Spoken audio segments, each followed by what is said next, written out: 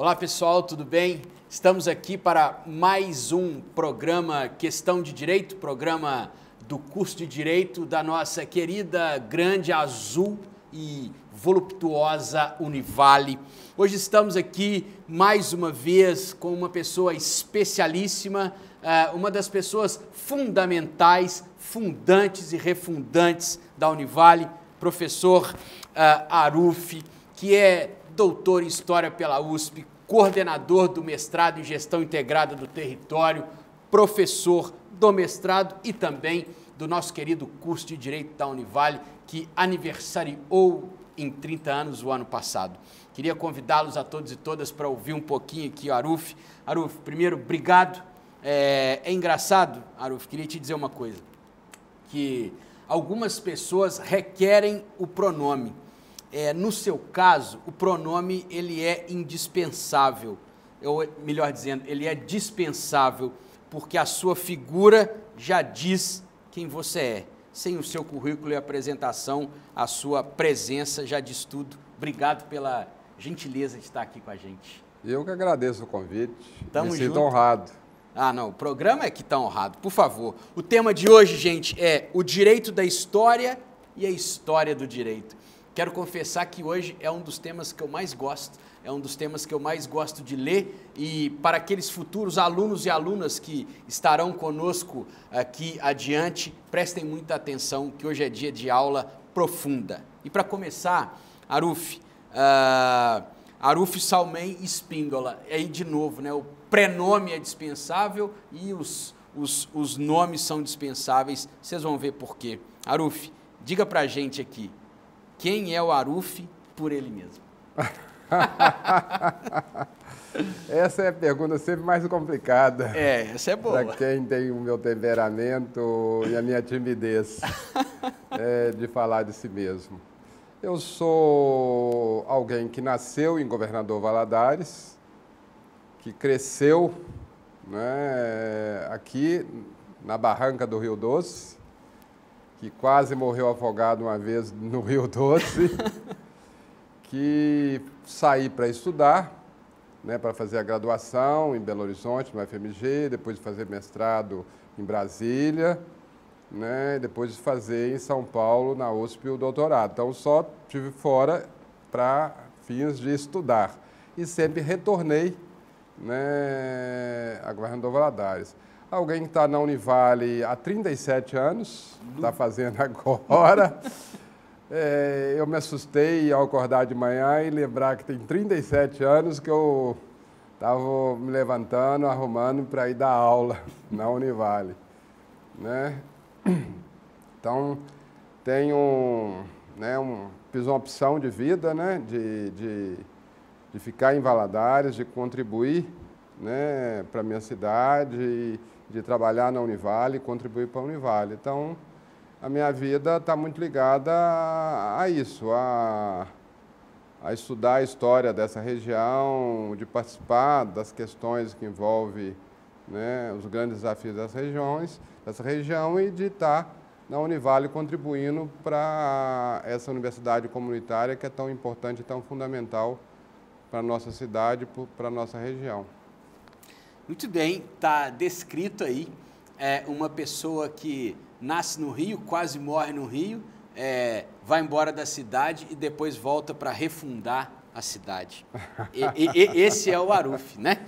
Bom, Aruf, diz pra gente, né, enquanto professor de História do Direito, né, e com doutorado em História, e aí eu acho esse namoro assim, eu adoraria assistir às suas aulas de História do Direito, tenho certeza que talvez tenha tido aulas como as suas, quando eu estava no mestrado lá em Coimbra, com o professor Rui Marcos. Mas vamos lá, qual é, Aruf, a importância do estudo da história do direito nos tempos como hoje, ditos pelo Zygmunt Bauman, tempos líquidos?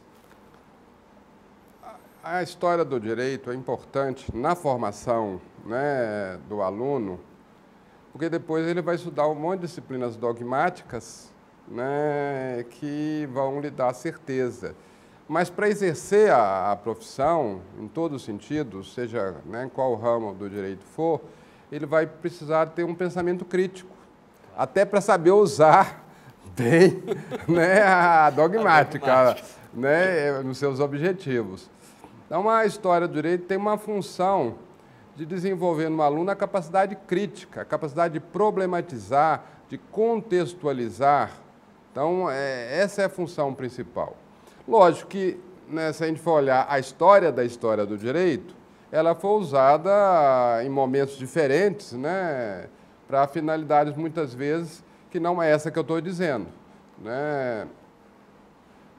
Na Idade Média, ainda no período da Idade Moderna, a história foi usada muito para legitimar o direito, as categorias jurídicas e a aplicação do direito com base na tradição, porque como o direito se fundava na tradição e o que estava de acordo com a tradição, que era o correto, que era o melhor direito, então se usava a história para mostrar que aquilo estava de acordo com o passado, que estava conforme o passado.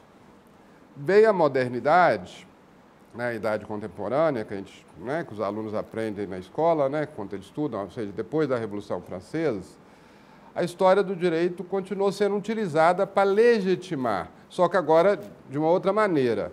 Como prevalecia a ideia de progresso, essa era a ideia dominante a partir da Revolução Francesa e marcou o século XIX, primeira metade do século XX, né, de que cada vez nós estamos melhores, nós estamos mais desenvolvidos, mais modernos, ou seja, a ideia de progresso prevalecia, a história foi usada para dizer que o direito de hoje é melhor do que o direito do passado, porque houve uma evolução, houve um desenvolvimento, né? Portanto, hoje é melhor do que o passado.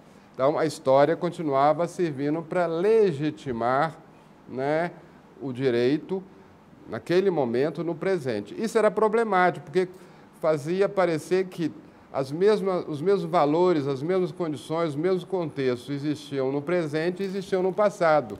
E, na verdade, a história não é isso, né? Ou seja, existem rupturas,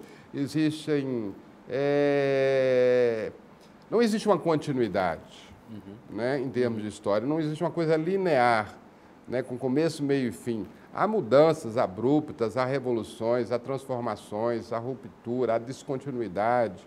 Então, os contextos são diferentes. Então, o direito precisa ser entendido no seu contexto. Então, o direito precisa ser entendido enquanto algo em sociedade, produto da sociedade, conforme cada época e cada tempo. Então, a história do direito vai ensinar o aluno até essa capacidade de reflexão crítica, problematizadora, desenvolver essas competências e habilidades.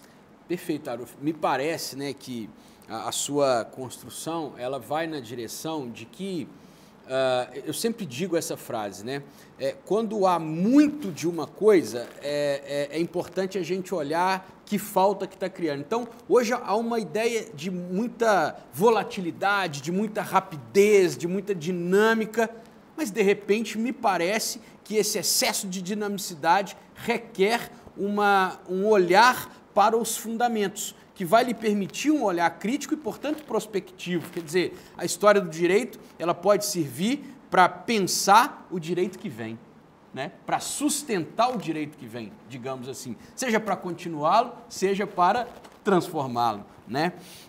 E aí, continuando, Aruf, nessa mesma cadência que você trouxe para a gente, né? Como que você vê a influência da história do direito na formação do pensamento jurídico? E vou além, na formação do jurista.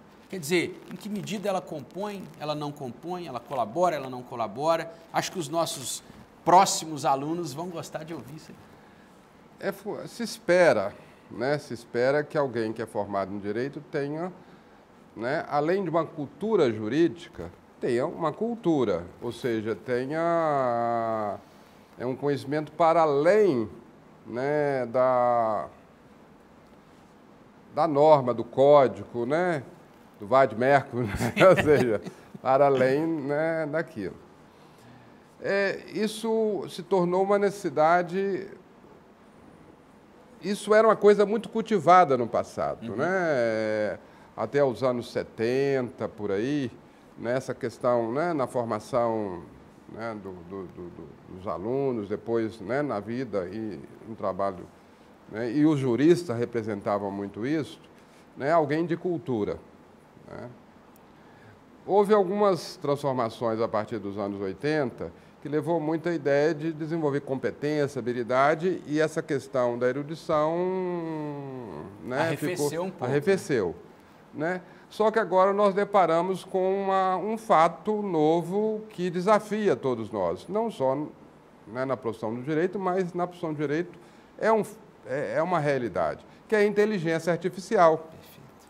Ou seja, se o operador do direito ele ficar restrito só àquele conhecimento tecnicista, só aquele conhecimento dogmático, a inteligência artificial faz melhor do que ele. Perfeito, Arulfo. Ela é mais eficiente do que ele. Claro. Então, o ser humano, ele vai ser, né, ele vai ter uma competência distintiva a mais do que aí, né, se ele tiver a capacidade de criatividade, de inovação, se ele tiver a capacidade de pensar o que não foi pensado. Mas, para isso, ele precisa ter fundamentos. Claro. Né? E a história é um elemento importante nisso. Né? Claro. E na história do direito ele aprende que não existe como estudar história do direito sem estudar ciência política, sem sem estudar sociologia, sem filosofia. Exato. Inclusive, na minha aula dessa semana, né, um aluno falou: professor, interessante o que você está vendo, a gente viu em sociologia, a gente viu na filosofia. Sim, exatamente, mas como diz o Antônio Manuel Espanha, né? Ou seja, a história do direito ensina também que tem que ser interdisciplinar. Sim. Aí precisa, né, ter esses outros conhecimentos. E é essa capacidade múltipla, cada vez mais interdisciplinar, que os tempos atuais exigem. Né? Porque se for uma coisa só muito especializada, muito mecânica, só pensada em termos de competência, habilidade, aí inteligência artificial ela é mais competente.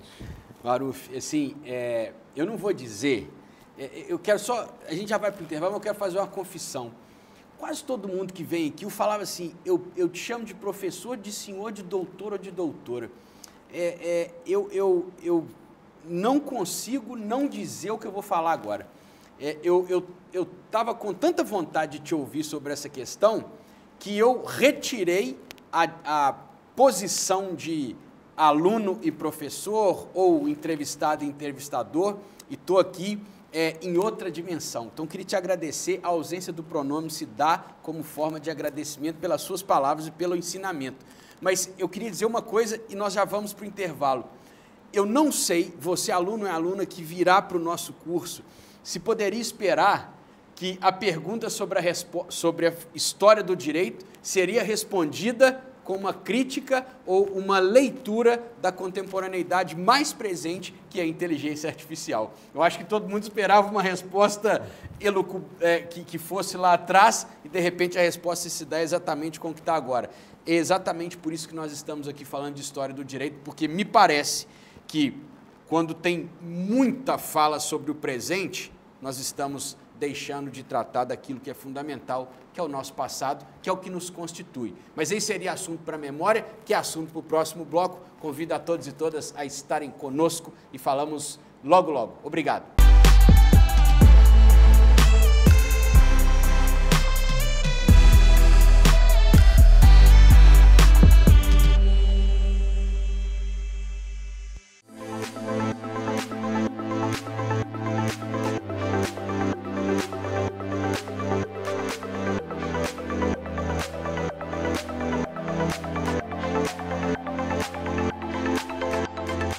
O mundo que nós vivemos hoje, ele pede um profissional capacitado a lidar com problemas complexos, com problemas múltiplos. Portanto, exige muitas vezes uma abordagem que seja interdisciplinar. Se no passado, no século XX, a especialização, né, era característica, no século XXI é a capacidade holística, a capacidade de ampliar os horizontes. Então, a interdisciplinaridade passou a ser central. E aí, né, nessa região em que a Univale está inserida, A Univale precisa formar profissionais que sejam capazes de dar resposta aos grandes dilemas e contribuam para o desenvolvimento da região. Então, daí ela propôs um mestrado que seja interdisciplinar, aberto a profissionais de todas as áreas. Trabalhando a gestão integrada do território, né? Então, a questão interdisciplinar, ela vem muito à tona. Trabalhar a questão interdisciplinar é propiciar ao aluno um contexto maior, né, de aprendizagem, porque é um aprendizado de maneira holística, né? Porque a gente insere no contexto da aprendizagem do aluno todos os campos de aprendizagem, a gente dá oportunidade para todos os alunos, a construção do saber é a partir do saber daquilo que o aluno traz consigo. O nosso trabalho aqui no GIT, na Gestão Integrada do Território, no mestrado, a nossa dissertação, abordou a questão relacionada com o cumprimento da lei de cotas no território de Governador Valadares. Sob a perspectiva da teoria das representações sociais, nós trabalhamos em torno do que viria a ser esse cumprimento da lei de cotas, sob o olhar do gestor, do empresário, sob o olhar da pessoa com deficiências, que à época nós chamávamos de PNE, portador de necessidades especiais, não se usa mais essa nomenclatura, então das PCDs, e sob a perspectiva do Poder Judiciário. Falar sobre aprendizagem, quando a gente é pedagogo, é uma situação assim, muito interessante, porque envolve o saber como o aluno aprende, de que maneira, e principalmente a gente enxergar que nas situações vulneráveis, né, porque nossos alunos, os alunos com os quais eu trabalho, são alunos, né, de territórios de vulnerabilidade. Então, assim, como isso acontece naquele contexto, né? E de que maneira, enquanto pedagoga, a gente pode contribuir para a aprendizagem desses alunos? A gestão integrada do território, o mestrado, representa para mim uma abertura, um leque de possibilidades muito grande com a minha formação pessoal, com a minha possibilidade do exercício do magistério, as interfaces que eu pude fazer com outros conhecimentos de outros territórios e a minha chegada até o doutorado com uma visão mais ampla, mais flexível do conhecimento. Em geral, a gestão integrada do território é um curso que é um momento na minha vida que, como fosse um divisor de águas, faz com que eu possa conectar todo este conhecimento que nos é ofertado de maneira bem sólida e bem objetiva e bem racional para a minha construção pessoal, profissional e a minha chegada até o doutorado.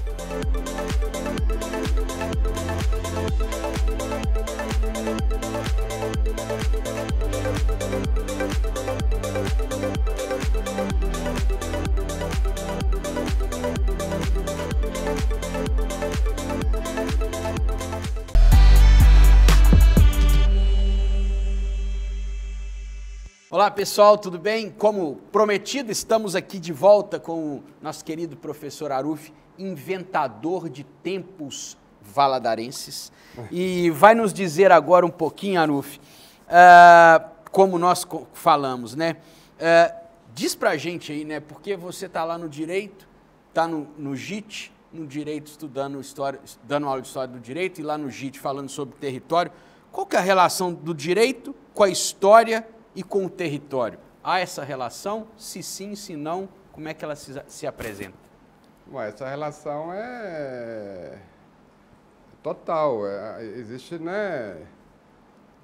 Primeiro, né, não existe direito sem contexto. Essa ideia de que existiria um direito universal, independente da sociedade, né, eram ideias que prevaleceram na época do contratualismo, né, na época do iluminismo. Ou seja, ou mesmo as ideias, né, de Hans Kelsen de uma teoria pura do direito, isso não faz muito sentido, né, no mundo de hoje. E hoje se tem uma compreensão, primeiro, que o direito não se reduz à lei e à norma jurídica. Perfeito. Que, na verdade, os processos que regulam os indivíduos, os grupos sociais e a sociedade, eles se manifestam principalmente no que o Foucault chama de micropoderes, né? E essas normas, elas permeiam todo o tecido social, e muitas vezes são normas que as pessoas não percebem, né? Mas, por exemplo, hábitos é uma forma de regulação. Claro. Mas tem aquelas que são e têm a função de disciplinar os indivíduos e fazer com que os indivíduos sejam conforme se deseja. Uhum. E esse tipo de norma são sempre invisíveis e não existe uma autoconsciência dela. E mais do que isso, hoje essas normas estão nos próprios objetos. Quando você pensa no smartphone e de como ele foi concebido, né, dos seus aplicativos, da sua forma de uso, ele foi concebido para sujeitar o indivíduo a determinados comportamentos, que só aqueles comportamentos fazem com que, né, aquele aparelho resulte nos ganhos, né, e nos lucros que as operadoras e todos que, né, funcionam ali. Ou seja, hoje as normas estão nos próprios objetos, né, e as pessoas são condicionadas ao uso desses objetos. Perfeito. Então, ou seja, na verdade, nós lidamos com um pluralismo, né, jurídico, né, que vai desde a norma jurídica, a norma da lei, que parte do Estado, mas todas as outras formas. Mais do que isso, hoje se reconhece, né, que comunidades étnicas, tipo quilombola, o tipo, né, indígenas, ou determinados grupos sociais, as cidades, principalmente as grandes cidades, cheias de tribos urbanas, ou determinados grupos sociais específicos por questões, né, de definição sexual, ou de outra, né, de gênero, ou de, né? Uhum. Então, criam seu próprio aparato normativo. Então, nós lidamos sempre com uma pluralidade jurídica, né, e isso tem a ver, primeiro, né, com o território, claro, né? Porque isso representa, né, o que a gente define como territorialidade, e esses territórios e territorialidades são múltiplas, então na verdade, a gente tem múltiplos territórios e, portanto, uma multiterritorialidade. Nós vivemos, cada indivíduo, eu, você, cada um, vive essa multiterritorialidade.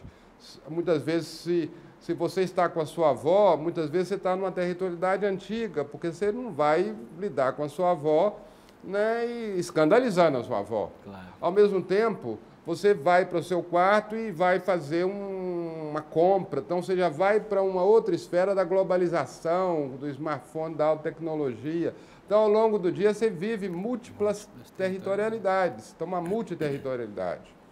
Então, então, isso não se reduz ao Estado.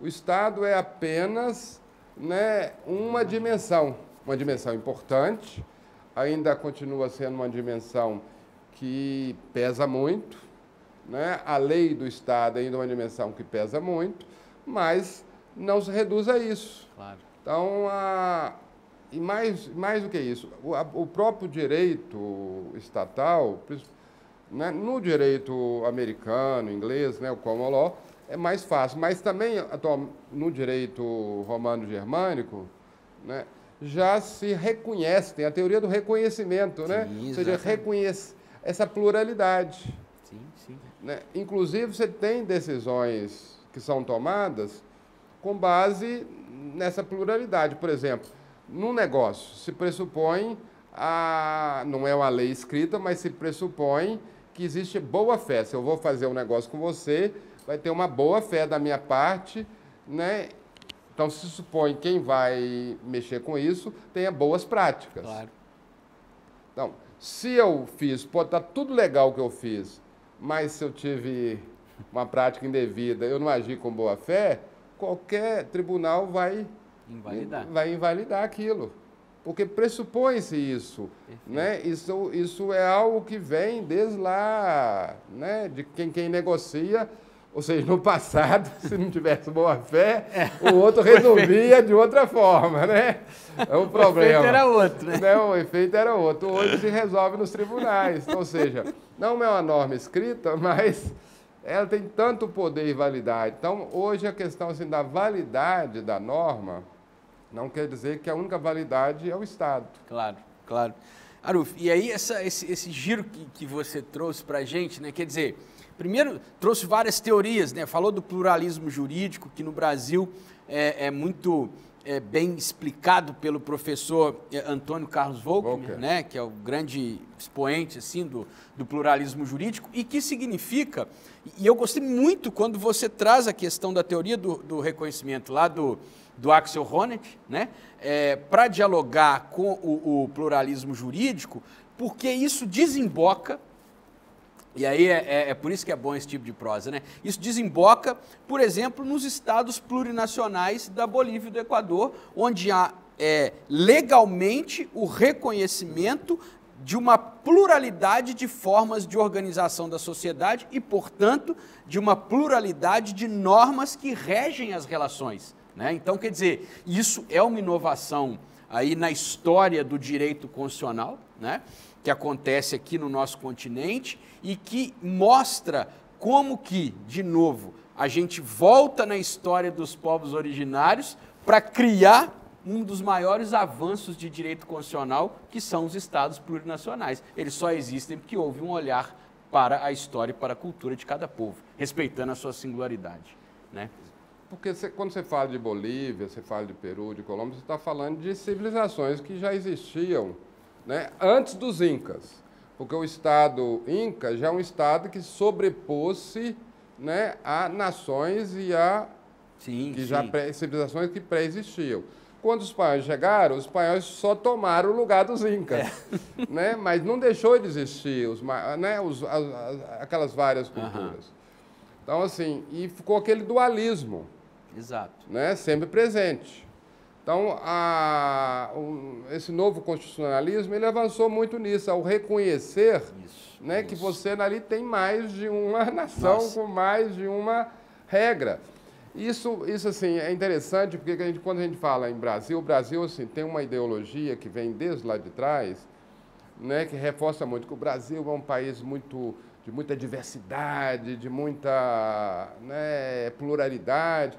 Mas nós temos uma cultura, quando você compara, por exemplo, com a Bolívia, muito mais homogênea. Claro. Né? Claro. Mesmo quando você comparar o Brasil com Portugal, do ponto de vista linguístico, tem mais pluralidade linguística em Portugal, porque tem mais de um português.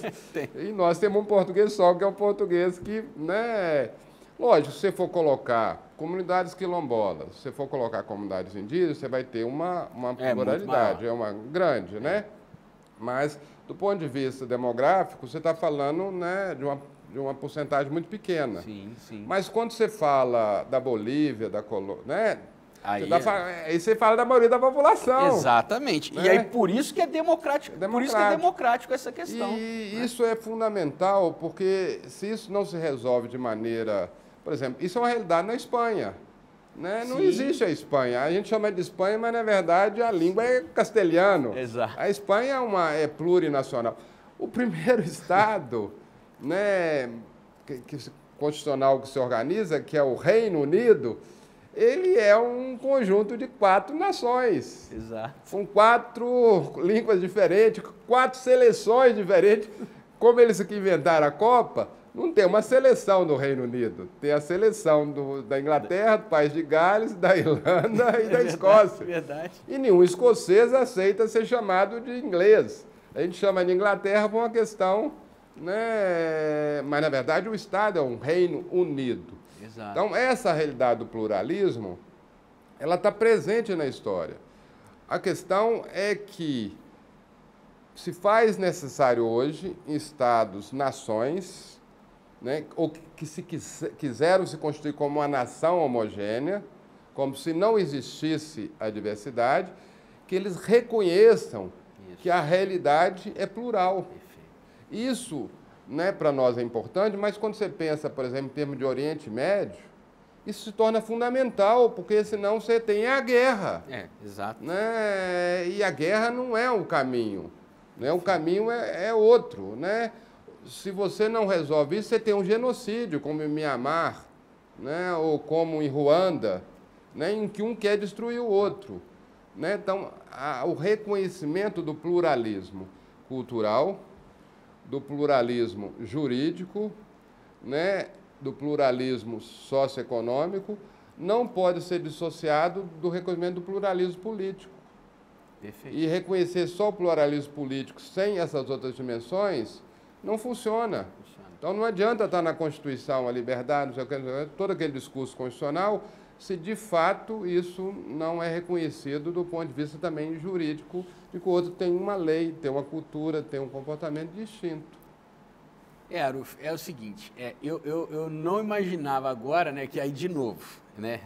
Aruf, então comenta pra gente aqui sobre a questão, que a pergunta era direito, história e território. A pergunta de direito, história e território foi respondida com um dado contemporâneo, que é a guerra que está em vigor agora, né? Então, assim, de novo, o reforço, né, que para falar do presente, ou você tem os pés muito firmes na história, ou você fala de coisas sem saber, né? Aruf, é o seguinte, nós precisamos encerrar aqui uma loucura, porque a pergunta aqui agora era assim, Aruf, fala da luta pela memória, né? Mas eu vou te fazer duas perguntas de uma vez só e você, como professor, se vira para responder. Primeiro, a gente precisa ouvir um caos seu, que é a última questão nossa aqui, que sem caos o caboclo não sai desse programa aqui, sabe? Aí, enfim, se você quiser falar da memória e contar seu caos, você responde as duas coisas de uma vez só. De uma vez só. Eu vou responder de uma vez só.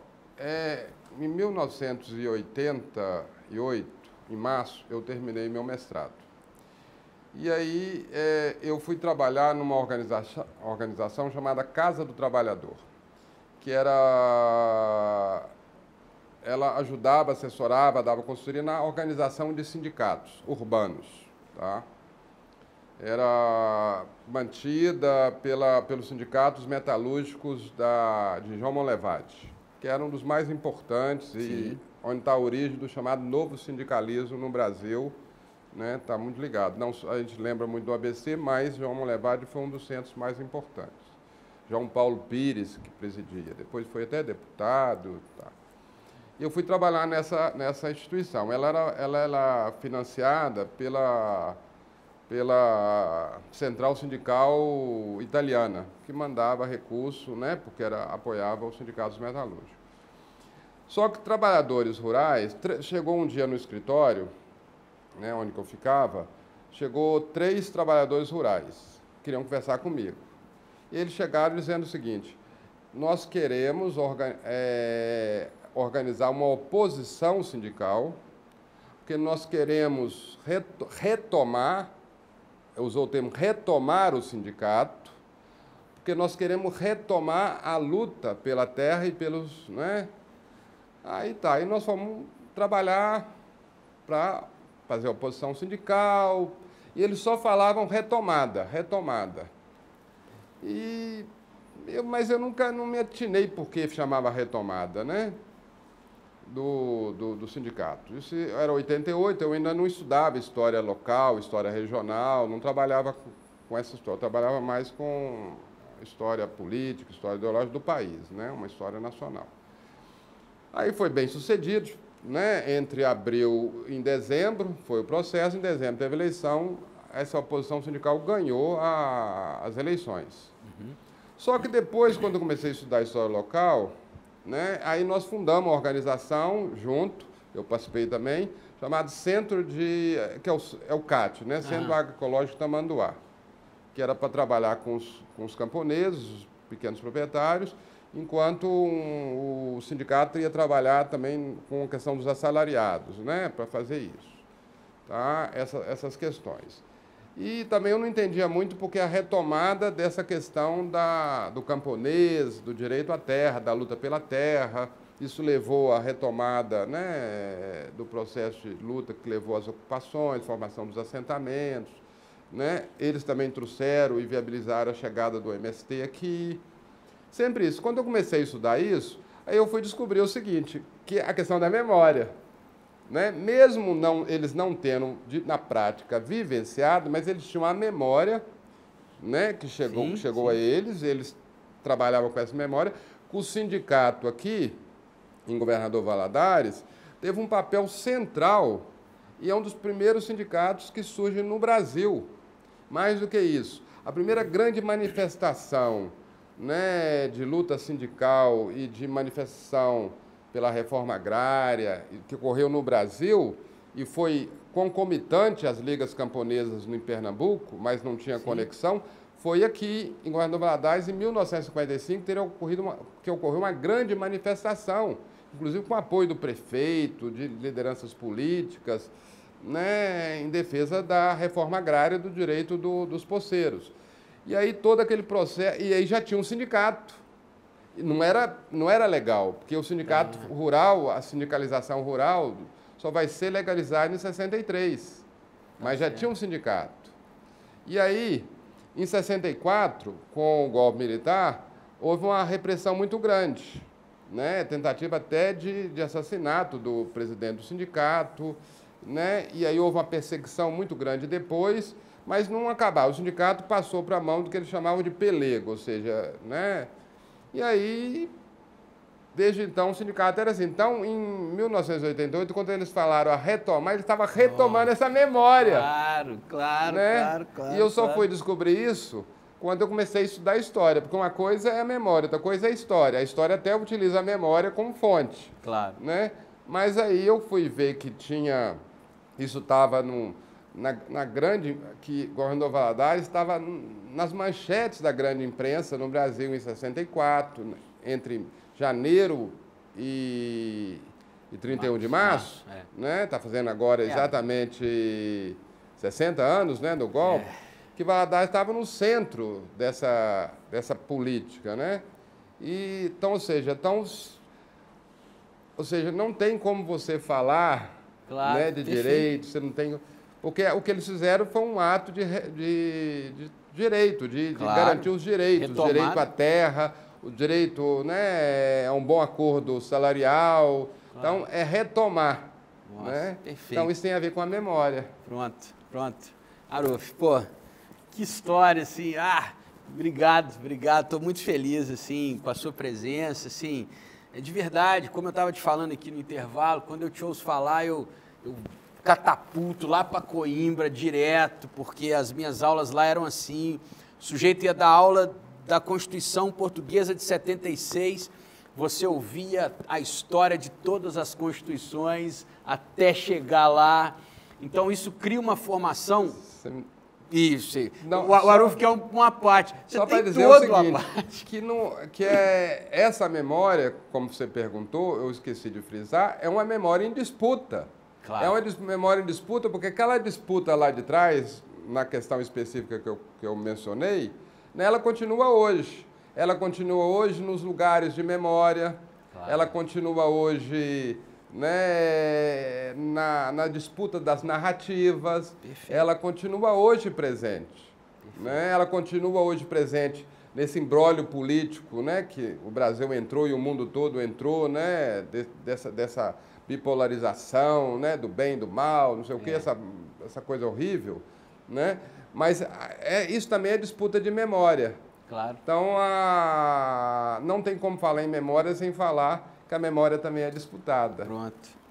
Aruf, obrigado de verdade pela sua presença. Acho que todos e todas aqui foram agraciados por essa ausência de luta aqui, porque por vezes as pessoas lutam para transmitir um conhecimento. O Aruf chegou e o conhecimento se fez. Então eu não vou ficar aqui falando demais, espero que vocês tenham aproveitado como eu aproveitei. Sou sempre um privilegiado, quero agradecer demais a todos e todas que nos assistem, porque se vocês não estiverem aí, não tem condição de eu estar aqui. E continuem aí, porque eu gosto demais de aprender. E espero que vocês tenham também aprendido. Convido vocês a estarem conosco no nosso próximo programa e não se esqueçam de recordar, porque uma pessoa sem memória é só aquilo que as outras pessoas querem que ela seja. Até o próximo Questão de Direito. Muito obrigado.